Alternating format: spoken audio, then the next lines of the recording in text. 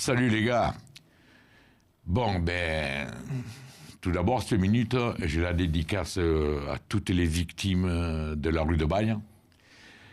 Et à travers ce jeune qui est Fabien, c'était un supporter de l'OM, la photo a été prise à la terrasse de l'Olympe. Il est décédé dans cette tragédie. Alors voilà, à travers lui, on fait un hommage à toutes les victimes.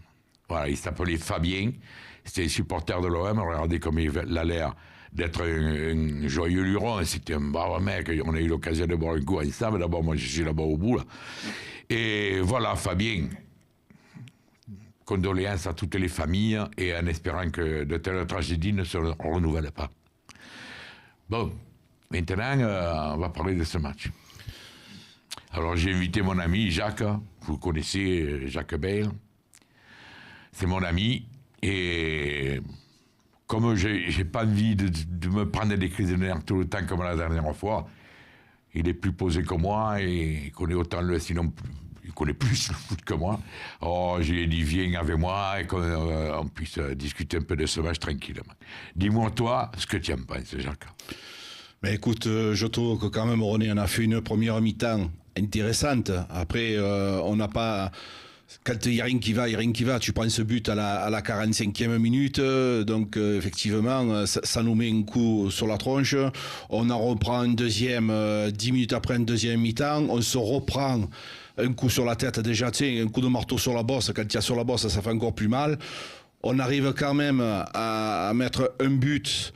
Et en fin de match, on a poussé. Je pense qu'on aurait pu pousser beaucoup en avant. Ça aurait été beaucoup plus intéressant. Voilà, après, ce qu'il faut quand même retenir, c'est cette défense centrale. On oublie de dire à Adil Rami, c'est entre Khaled Takar et Adil Rami, ça devient inquiétant, ça fait peur. C'est catastrophique. Là, c'est les Khaled Takar, c'est le premier but.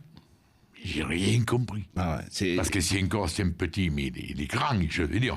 Il saute et à peine il fait comme ça, quoi. C'est scandaleux, je comprends pas.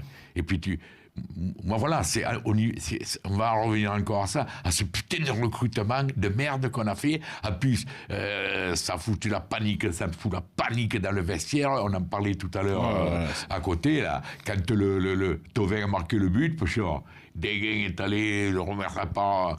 Campos qui avait fait Sanson, pardon, qui avait fait la passe décisive, mais on sent qu'il y a un malaise profond dans cette équipe et qu'il va falloir crever l'abcès. Alors moi, je l'ai dit l'autre jour, moi je suis pas du genre de mec à dire Garcia démission, bim, comme j'ai dit l'année passée quand on était dans la merde. Garcia, il nous a mis dans la merde, les joueurs nous ont mis dans la merde, c'est à eux à nous en sortir. Parce que aller chercher un entraîneur à la mi-saison, là, je ne pense pas que ce soit... Hein? Non, puis pour prendre qui moi, j'en ai plein les couilles. Garcia démission, non. Garcia. Ceux qui nous ont mis dans la merde, ils doivent nous en sortir. Et je l'ai dit l'autre jour, je le répète, Jacques Henriero, tu vas me réunir tout ça d'un séminaire pendant 2 jours et vous crevez les abcès. Si c'est la paye de Strootman qui fait polémique, si c'est le Thauvin qui a payé augmenté, parce que c'est qu'une histoire de pognon dans tout ça. Alors, crevez l'abcès. On est débarrassé de la Ligue Europa, je l'ai dit après le match, la dernière minute. Tant mieux, parce que de toute façon, mais j'aurais préféré qu'on sorte avec la tête haute, non pas misérablement comme on est sorti. Au moins, passer les groupes finalistes l'année passée, et là, il reste encore 2 matchs, on est déjà éliminé, c'est une honte. Voilà. C'est tout. Quand je vois ce match, alors maintenant, il vient de Dijon. Alors, j'ose pas imaginer autre chose qu'une victoire dimanche contre Dijon. Parce que sinon, Jacques, on a 3 matchs qu'il faut gagner les 3 matchs. Non, mais ça c'est sûr. Je veux dire, on ne va pas rencontrer Lyon, Paris, non. Hein, on rencontre Dijon, Amiens et puis... Reims. Et Reims. Si on n'a pas 3 victoires là, la course au podium, elle est morte. Et il va y avoir vraiment la crise. Alors avant qu'il y ait une grosse crise, peut-être une des pires qu'il puisse y avoir, réunissez-vous et mettez les choses au prix. réunissez-vous et mettez les choses au point. Parce que je trouve que les supporters sont beaucoup patients, sont très patients, on doit les féliciter pour ça, mais il ne faut pas quand même pousser mes mains dans les orties, comme on dit. Les gars, voilà.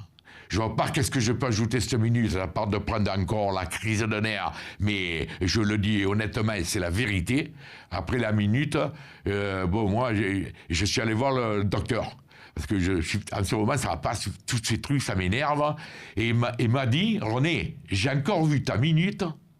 Je te l'ai déjà dit, si tu continues comme ça, tu changes de docteur. Je ne veux plus te voir dans ces états, sinon tu changes. Parce que c'est vrai que quand on prend les choses encore comme je le prends, puis moi, là, j'ai eu un AVC et tout, mais ça m'énerve. Parasé, rien. Je suis dégoûté. Voilà. Alors, et je ne suis pas le seul, je vous le dis. Alors, vous avez intérêt à vous arranger parce que vous gagnez des millions, même si vous ne gagnez pas assez ou le gagnez trop, vous gagnez déjà beaucoup plus que nous. Alors, arrangez-vous et arrêtez de nous casser les couilles qu'on assiste enfin au stade à des beaux matchs et que les supporters se régalent. Eux qui se saignent pour venir vous voir. Bravo René, tu as vraiment bien résumé. C'est le dernier mot. Non mais tu as bien résumé, c'est qu'on a besoin d'un état d'esprit les gars. Je veux bien, on peut perdre, mais pas comme ça. On a besoin de guerriers, des mecs qui ont envie. On en a plein le dos, pour être poli, de vos réactions et de votre comportement. C'est inadmissible. Voilà. Ciao les gars, sur ces bonnes paroles d'un homme sensé, professionnel. Ouais. Le petit sourire quand même.